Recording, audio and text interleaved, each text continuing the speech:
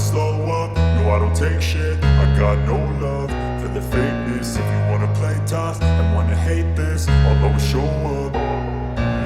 Ada masa ketika sebuah pertandingan bukan lagi tentang teknik atau taktik. Ada masa ketika sepak bola berubah menjadi cermin yang memantulkan siapa diri kita sebenarnya. Rapuh atau tangguh, siap atau panik, matang atau sekadar berlagak dewasa. Dan malam itu, di sebuah panggung yang harusnya jadi momentum kebangkitan, semuanya runtuh dalam 1 detik. Detik ketika seluruh Indonesia sadar bahwa kekalahan bukan cuma angka, tapi tamparan yang menyengat harga diri. Yap, di malam penuh angin itu, Stadion Tuwuna seolah kehilangan suaranya. Lampu menyala terang, tribun bergemuruh, tapi rasa optimisme itu kayak hilang ditelan bumi. Indonesia U22 kalah 1-0 dari lawan yang seharusnya bisa ditangani. Bukan karena materi pemain mereka lebih superior, bukan karena mereka lebih bertalenta, tapi karena mereka lebih siap, lebih disiplin, lebih tahu apa yang harus mereka lakukan saat 90 menit berjalan. Dan dari sini, semuanya mulai kacau. Sejak awal laga, sebenarnya kita bisa melihat pola yang mirip. Indonesia memegang bola, menguasai tempo, memenangkan penguasaan lapangan. Tapi itu cuma tampak luar. Ibarat rumah megah tapi kosong di dalamnya. Kita memainkan possession, tapi nggak ada tujuan, nggak ada arah, nggak ada progresi yang benar-benar membahayakan. Dominasi tanpa kreativitas itu seperti pedang tumpul. Dari luar terlihat keren, tapi untuk melukai, nol besar. Indonesia baru membuat shoot on target di menit 25. Dan itu bukan dari striker, bukan dari gelandang serang, tapi dari bek yang maju ke depan. Itu pun hanya memaksa kiper lawan melakukan penyelamatan ringan. Sementara itu, striker kita tenggelam, midfielder ofensif kita hilang arah, build up berjalan lambat seperti kereta tua di jalur yang berkarat. Terlalu banyak sentuhan, terlalu banyak keraguan, terlalu sedikit pergerakan tanpa bola, lini tengah stagnan, kombinasi third man hampir tak ada. Transisi menyerang tercabik-cabik karena keputusan yang telat 1 detik. Dan dalam sepak bola, 1 detik bisa berarti segalanya. Masalah utamanya jelas, kita bermain seperti tim yang baru kumpul 3 jam sebelum pertandingan. Gak ada koneksi, gak ada identitas, gak ada pola. Seolah pemain kita berdiri sendiri-sendiri seperti titik-titik tanpa garis yang menghubungkan. Padahal jika mau jujur, komposisi pemain Indonesia sebenarnya berkualitas. Banyak yang sudah main di liga besar, banyak yang punya pengalaman internasional. Tapi kualitas individu tanpa struktur itu ibarat Ferrari tanpa supir. Mewah tapi berbahaya. Lawan kita malam itu tidak istimewa, tapi mereka disiplin. Mereka tahu kapan harus mundur, kapan harus naik, kapan harus menutup jalur umpan. Mereka tidak menyerang banyak, tapi ketika menyerang, mereka melakukannya dengan kecepatan yang mematikan. Dan yang paling mendongkolkan, gol mereka lahir dari sesuatu yang paling sederhana dalam sepak bola. Iya, lemparan jauh. Bukan tiki-taka, bukan serangan diagonal, bukan build-up kompleks. Sebuah throw-in yang seharusnya tidak perlu bikin panik. Tapi Indonesia kehilangan fokus hanya sedetik. Marking telat 1 langkah, antisipasi miskin, kiper maju mundur ragu, dan bola memantul di antara kerumunan pemain sebelum akhirnya masuk ke gawang kita. Gol murah, gol yang menyayat, gol yang membuat penonton cuma bisa menghela napas panjang sambil garu-garu kepala. Di babak kedua, coach mencoba merombak. Masuklah beberapa pemain baru yang punya akselerasi, yang punya kekuatan, yang punya energi lebih segar. Tapi apa yang terjadi? Pola permainan tetap sama, ritme tetap tak berubah. Terburu-buru di momen yang harusnya tenang dan tenang di momen yang harusnya cepat. Serangan menumpuk di tengah, crossing tanpa arah, long ball asal-asalan. Tak ada organisasi, tak ada variasi, tak ada plan B. Dan yang paling terlihat menderita malam itu, Ivar Jenner.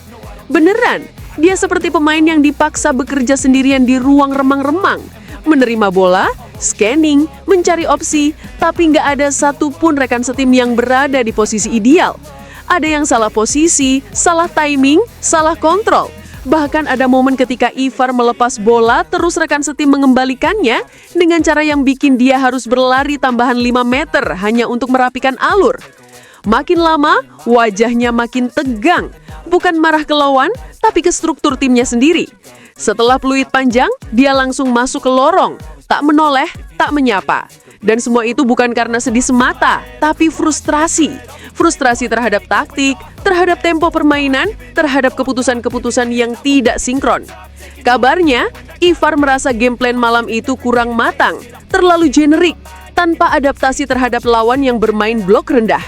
Formasi 3-4-2-1 yang lebih cocok untuk melawan tim menyerang malah digunakan melawan tim yang parkir bus. Jarak antar pemain jauh, antara back ke gelandang ada jurang, antara gelandang ke striker seperti ada tembok tak kasat mata. Hasilnya, main muter-muter kayak kipas angin rusak. Dan dampak kekalahan ini fatal. Di klasemen, Indonesia tercecer dengan 0 poin. Laga terakhir menghadapi Myanmar menjadi hidup mati, tapi ironisnya, nasib kita tidak sepenuhnya di tangan kita. Vietnam dan Timor Leste punya poin lebih baik. Dan jika hasil tertentu terjadi di laga lain, menang berapapun tidak akan menolong kita. Sakit? Jelas. Pahit? Banyak. Tapi ya mau bagaimana lagi? Kenyataannya memang gitu. Itu semua membawa kita ke satu pertanyaan besar. Kenapa generasi ini terlihat seperti tim tanpa identitas? Padahal anak-anak ini bertalenta. Secara teknik tidak kalah. Fisik pun sebenarnya oke.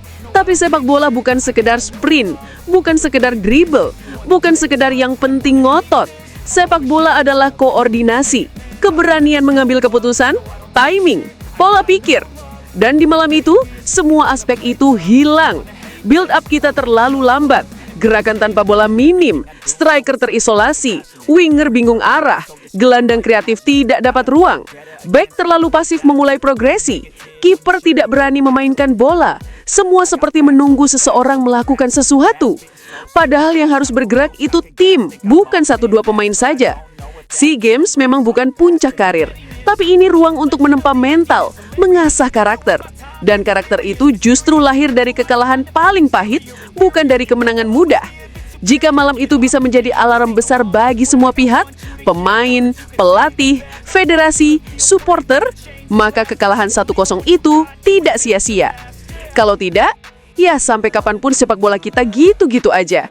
Kayak kaset kusut yang diputar ulang.